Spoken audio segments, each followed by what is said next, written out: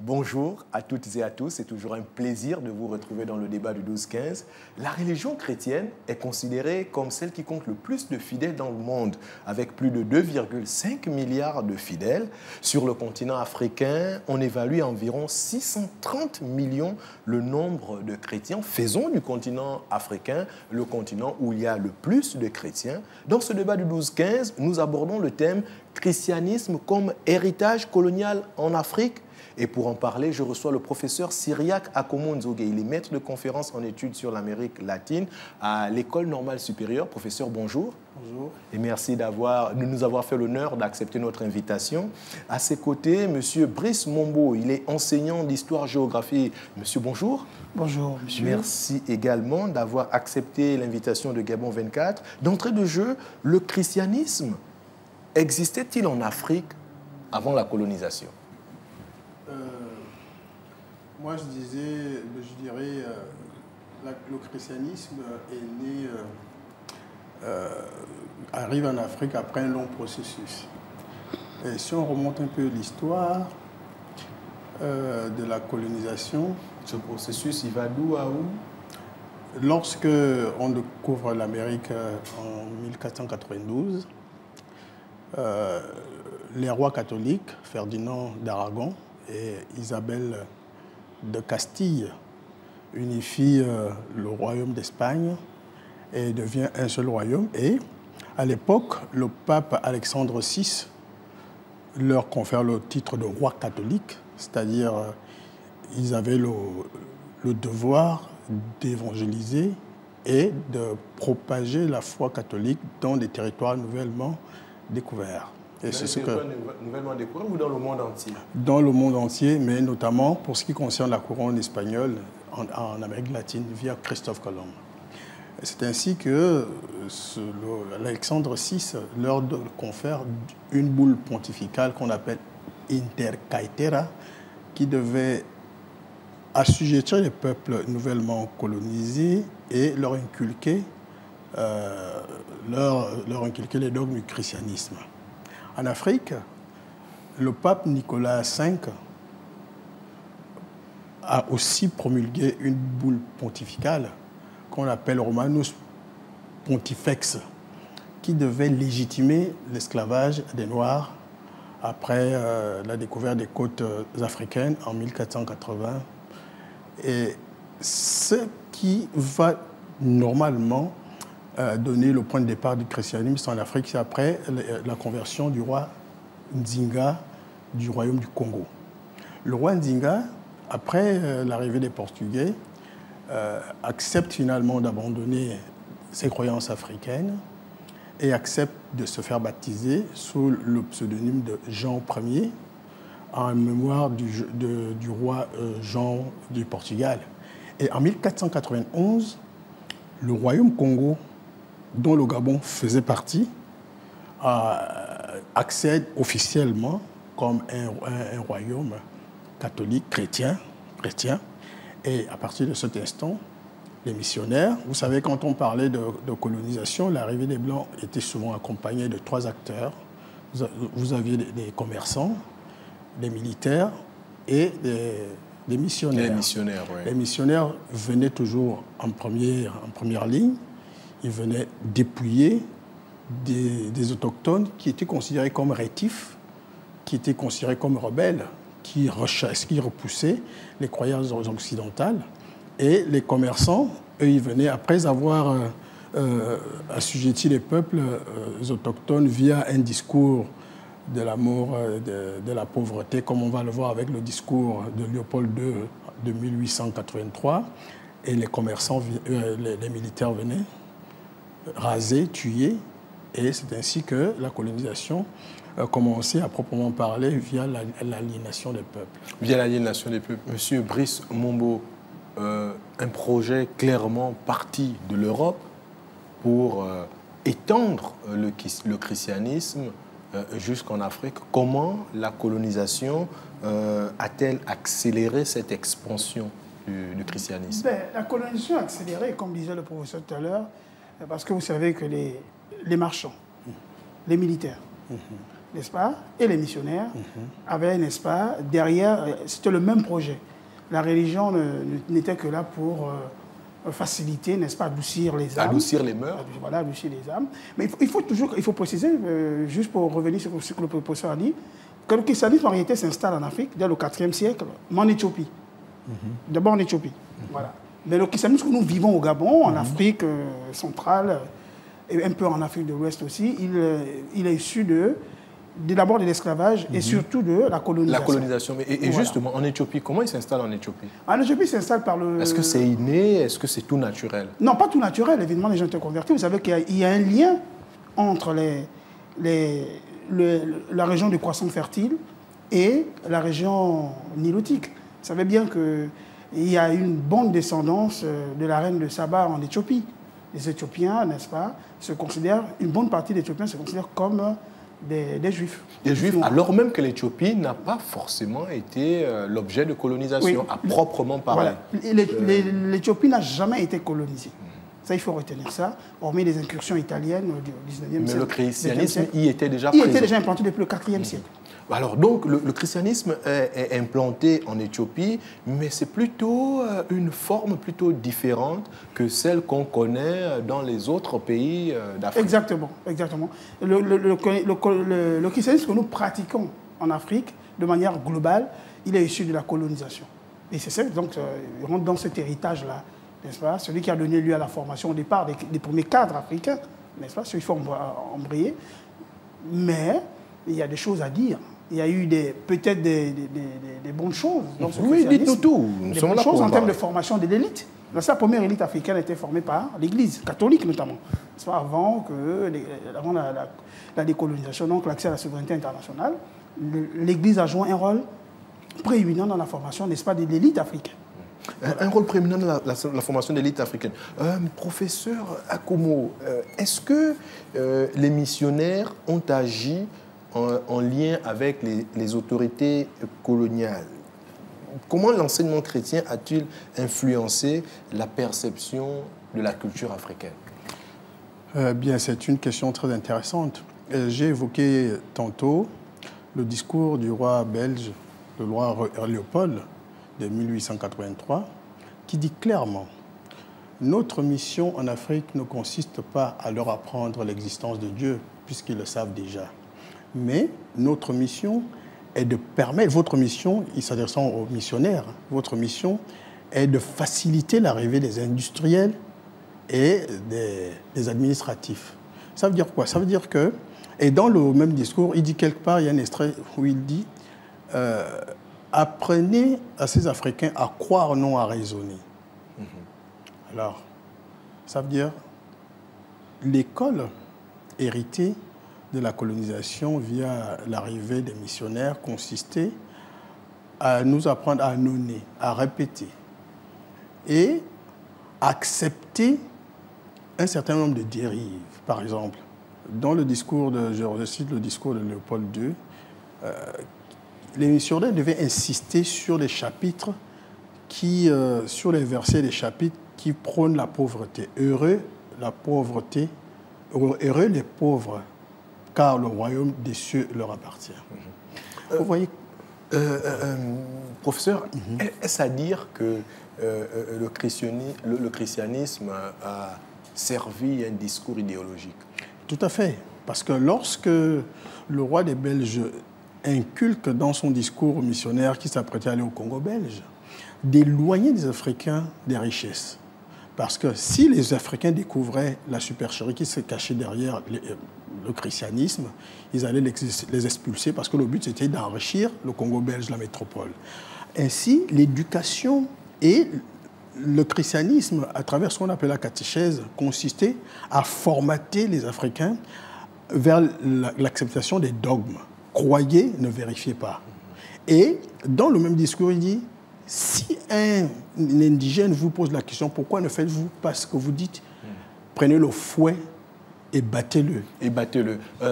Croyez, ne vérifiez pas, effectivement, on est là loin de la méthode scientifique. Monsieur Brice Mambo, on voit bien que cette introduction du christianisme a été un projet en soi, mais est-ce qu'il y a quand même eu des éléments positifs, intéressants à en tirer? Bon, vous savez déjà que dans même l'historiographie française, je prends également gabonaise, on a du mal à se prononcer sur les effets positifs ou négatifs, n'est-ce pas, de la colonisation, parce que ça crée souvent des remous. Et sur le christianisme, mais il faut, précisément, de manière honnête, il faut dire que le christianisme a apporté énormément, en termes de formation des esprits, mais pas seulement. Parce que lorsque les missionnaires arrivaient, ils ont apporté autre chose, notamment les soins médicaux. À Lambaréné, vous avez vu que le docteur Bachauzer, qui n'était pas médecin au départ, les soins médicaux, l'assistance aux vieillards. il était plutôt philosophe.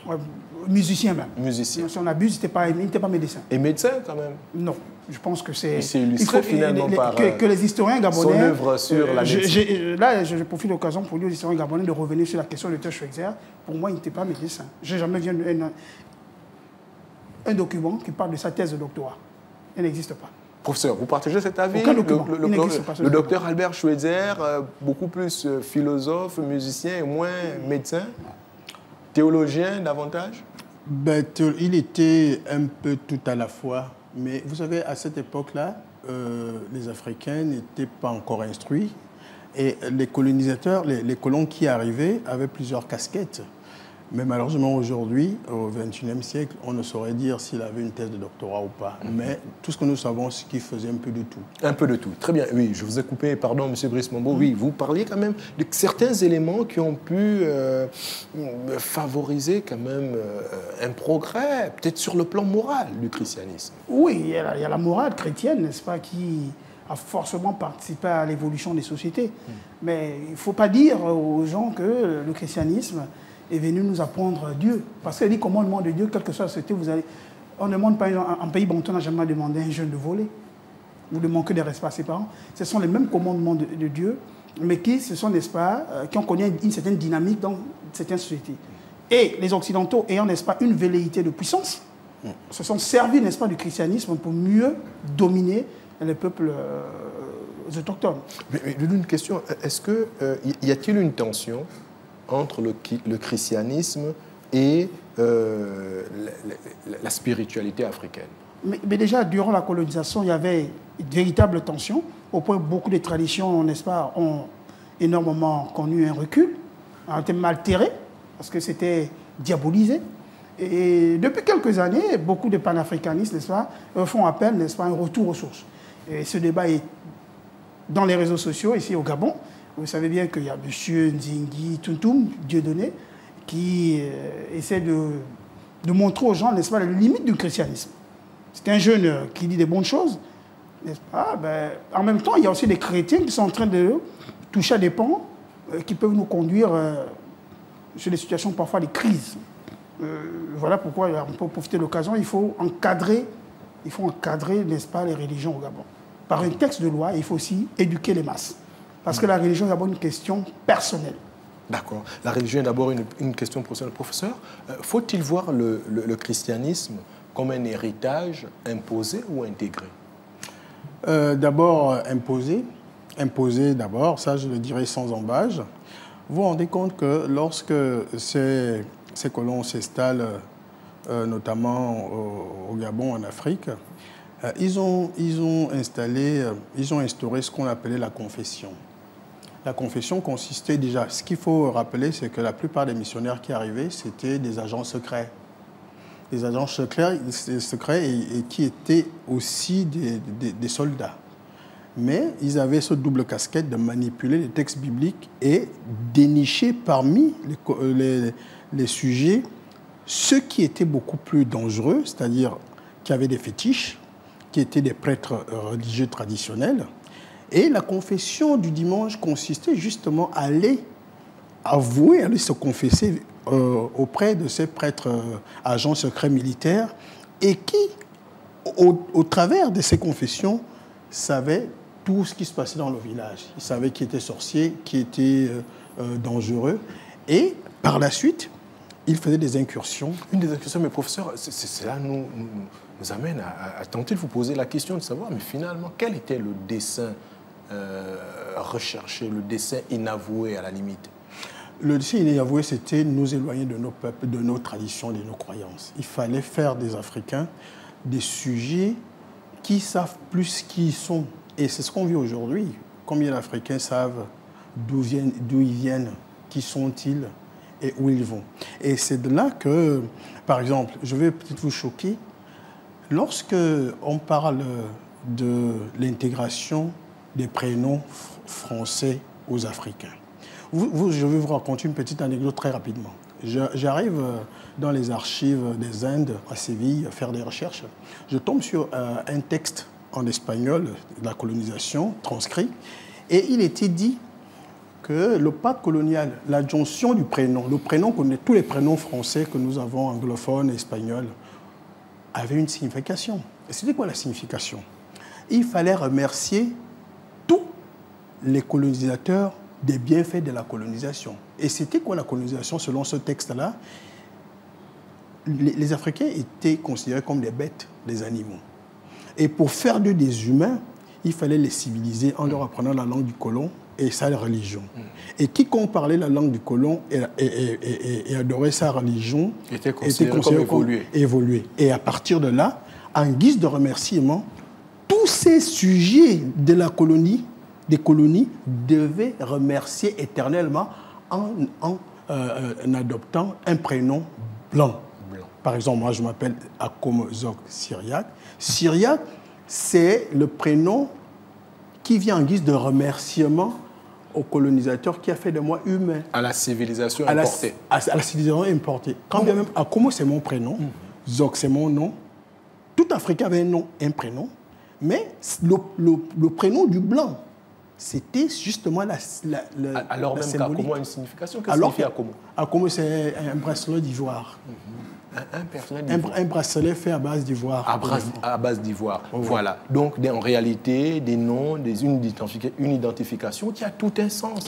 Monsieur Brice-Mombo, peut-être pour évoluer un tout petit peu dans notre débat, bon, on l'a dit en introduction, 630 millions de chrétiens sur le continent. Aujourd'hui, le christianisme est pas mal implémenté et intégré sur le continent africain. Quelle place pour un christianisme africain enraciné dans les réalités locales? Bon, quelle place? Bon, moi, je suis juste inquiet. Hein. Parce que plus le christianisme pénètre nos cultures, on va en même temps constater que ces dernières regressent.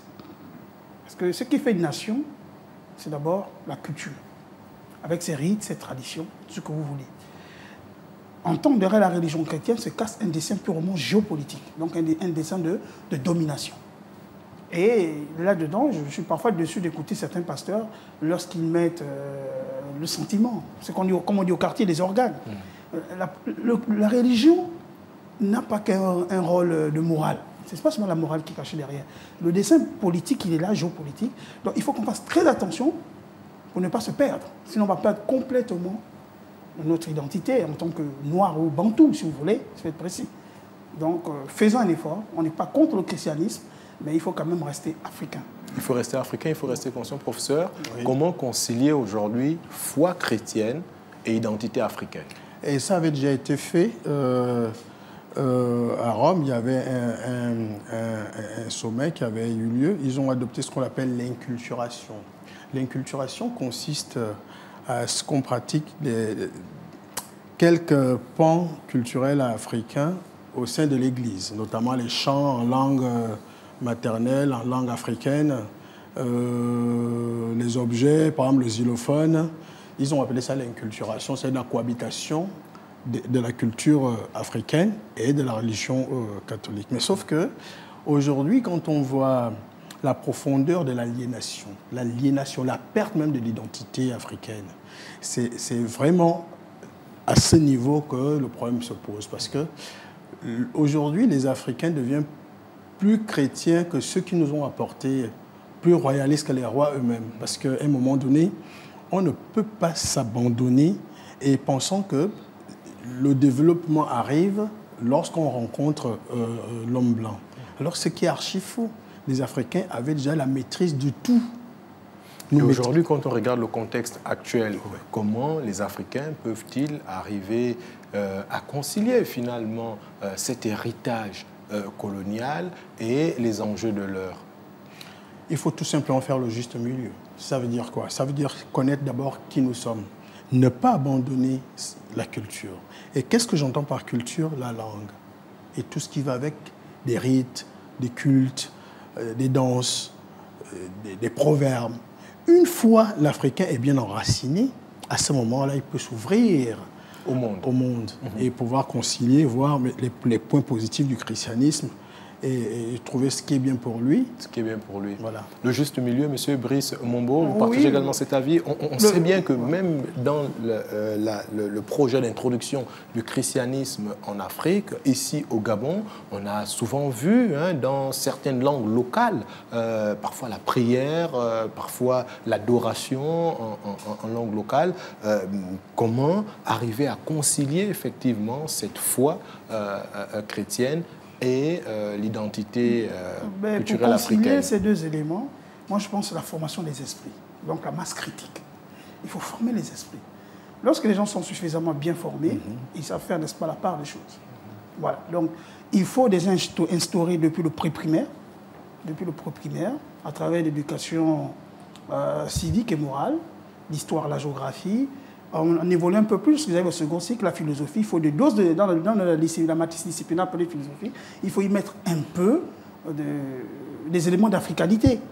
Revenir sur les théories de Cheikh Anta Diop, qui a fait un travail assez colossal, et notre savant national, Grégoire Biogo. On ne doit pas se gêner. Il faut exhumer tous ces textes-là, n'est-ce pas, afin de redonner à l'Africain, n'est-ce pas, ses valeurs intrinsèques. Pour ne pas dire anthropologique. Et ces valeurs anthropologiques, professeur, quand on regarde un peu le contexte actuel, il y a eu cette pénétration des religions telles que le christianisme ou encore l'islam. Il y a des croyances africaines qui demeurent depuis des siècles et qui sont toujours présentes aujourd'hui. Comment arriver à créer ce mix? Est-ce qu'il faut promouvoir ces différentes croyances ou bien plutôt mettre un accent beaucoup plus sur la méthode scientifique? C'est vrai que la scientificité de nos cultures, c'est quelque chose qui nous interpelle en tant que médiateurs intellectuels aujourd'hui. Il est question et il est urgent d'infrastructurer nos cultures, c'est-à-dire écrire. Vous voyez qu'au Gabon, il y a des peuples qui n'ont même pas encore d'ouvrage en rapport avec leur culture, leur vision du monde. Et ça, c'est un fait que je voudrais signifier tout à l'heure, l'autodétestation de l'homme africain par rapport au christianisme. Lorsqu'ils ont comme une auto-dévaluation, finalement. Voilà, ça veut dire... Dévalorisation, j'allais dire. Une auto-dévalorisation, due au fait déjà que Satan, pour le christianisme, est noir. La couleur noire, c'est une couleur qu'on arrive au mal. Au mal, à la mort. Et ce mal colle l'homme africain sur la peau. Et beaucoup d'Africains ne se sont pas démarqués de cette vision même d'eux-mêmes, vision négative. Négative et dévalorisante. Et ce qui veut dire que lorsqu'on ne s'aime pas soi-même, lorsqu'on s'autodéteste, évidemment, tout ce qui ressort, tout ce qui découle de notre patrimoine culturel et humanitaire est brocardé, est rejeté. Et c'est ce qui fait en sorte que beaucoup d'Africains, puisqu'ils ne s'aiment pas eux-mêmes, ils n'aiment pas les autres. Et puisqu'ils ne s'aiment pas aussi, ils détestent leur culture. Et ils vont se réfugier dans la culture occidentale en disant « Ah, moi, tout ce qui relève de la tradition est diabolique, satanique. » Parce que pour eux, le noir est Satan. Le noir est négatif. Alors qu'il faudrait arriver à déconstruire en réalité ce discours. C'est ça même. Monsieur Brice Mombo, peut-être avant de nous quitter, on a vu des projets portés par les autorités de la République comme la mise en place du Centre des civilisations Bantou pour remettre au cœur du débat public justement la question de l'identité bantoue, est-ce qu'il faudrait pouvoir pousser dans ce sens? Oui, je pense qu'il faut déjà ressusciter le projet, mais aussi faire un effort d'accompagnement. Il faut encadrer non seulement sur le plan financier les universitaires, parce qu'ils sont les seuls habilités à créer le savoir. Les universitaires créent le savoir et au secondaire, on le fait comme une forme de transposition didactique. Donc vous comprenez que sans le travail des universitaires, qui en amont doivent bénéficier, n'est-ce pas, de certains financements des laboratoires, n'est-ce pas, on risque de buter.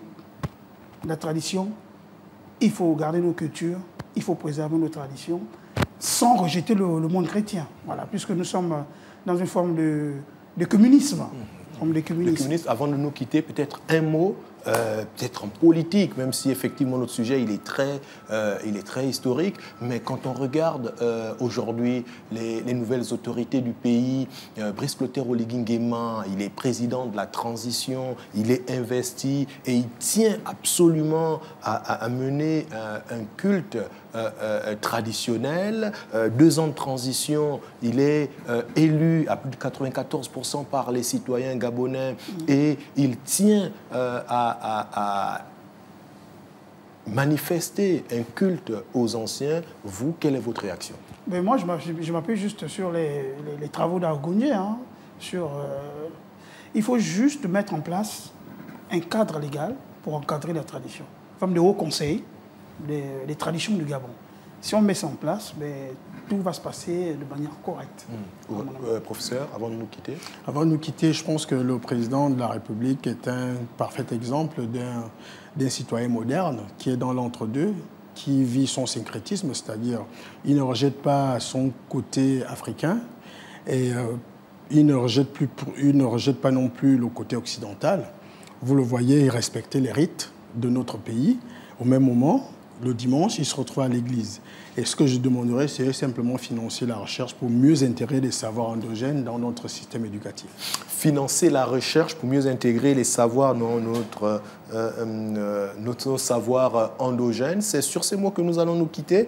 Merci, messieurs, d'avoir pris part à cette discussion ô combien instructive. Je rappelle que nous discutions du thème christianisme comme héritage colonial en Afrique et je recevais le professeur Cyriaque Akomo Nzogé. Il est maître de conférence en études sur l'Amérique latine à l'École normale supérieure et à ses côtés, M. Brice Mombo qui est enseignant d'histoire-géographie. Le débat du 12-15 s'arrête ici et maintenant, mais ne zappez pas, l'actualité se poursuit sur Gabon 24.